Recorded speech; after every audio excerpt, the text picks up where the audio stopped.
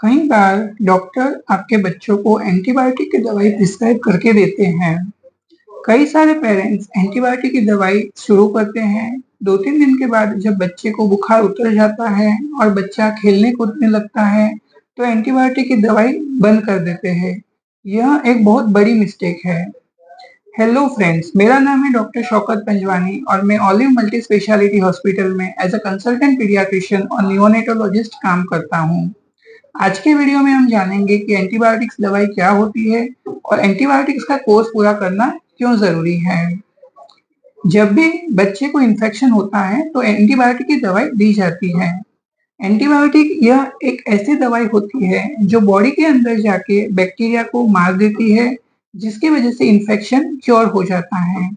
जब भी आपके बच्चे को बैक्टीरियल इन्फेक्शन होता है तो आपके बच्चों के डॉक्टर बच्चे के लिए एंटीबायोटिक की दवाई प्रिस्क्राइब करते हैं। एंटीबायोटिक की दवाई का कोर्स कंप्लीट करना बहुत जरूरी है। कुछ एंटीबायोटिक्स 3 दिन के लिए दी जाती है और कुछ एंटीबायोटिक्स 5 से 7 दिन के लिए दी जाती है। तो एंटीबायोटिक का कोर्स कंप्लीट करना क्यों जरूरी है? इसके मेन 2 रीजन हैं। पहला रीजन यह है कि जब एंटीबायोटिक की दवाई बच्चों को दी जाती है, तो वो बॉडी के अंदर जाके बैक्टीरिया को किल करना शुरू कर देती है। जब पेरेंट्स बच्चे को 3 दिन देके दवाई बंद कर देते हैं, तो हो सकता है कि बॉडी के अंदर 70% बैक्टीरिया को एंटीबायोटिक ने किल कर दिया है, लेकिन बॉडी के अंदर अभी भी 30% जीवाणु बच गए हैं। यदि एंटीबायोटिक का कोर्स बीच में बंद कर दिया जाता है, तो जो 30% बैक्टीरिया बॉडी के अंदर बच गए हैं, वह बॉडी के अंदर मल्टीप्लाई करेंगे और थोड़े दिनों के बाद उनकी संख्या बढ़ जाएगी। बच्चे को वापस इन्फेक्शन हो जाएगा और वापस बुखार आना शुरू हो जाएगा। इस वजह से कभी भी एंटीबायोटिक की दवाई बीच में बंद करना नहीं चाहिए।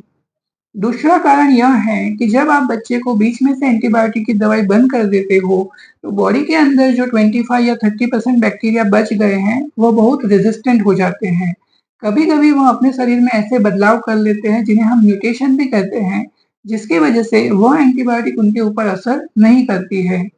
यदि आपके बच्चे को रेजिस्टेंट एंटीबायोटिक वाले बैक्टीरिया का इन्फेक्शन हुआ है, तो इसका मतलब कि आपके बच्चे को नॉर्मल एंटीबायोटिक की दवाई असर नहीं करेगी और भविष्य में जब आपके बच्चे को इन्फेक्शन होगा, तो उन्हें इससे भी भारी वाली एंटीबायोटिक देनी पड़ सकती है। इसके साथ ही यदि आपके बच्चे को एंटीबायोटिक रेजिस्टेंट बैक्टीरिया का इन्फेक्शन हुआ है और वह स्कूल जा रहा है, खेलने जा रहा है, तो वह इन्फेक्शन बाकी बच्चों को भी फैल सकता है। इस तरह से पूरी सोसाइटी में एंटीबायोटिक रेजिस्टेंट फैलता है।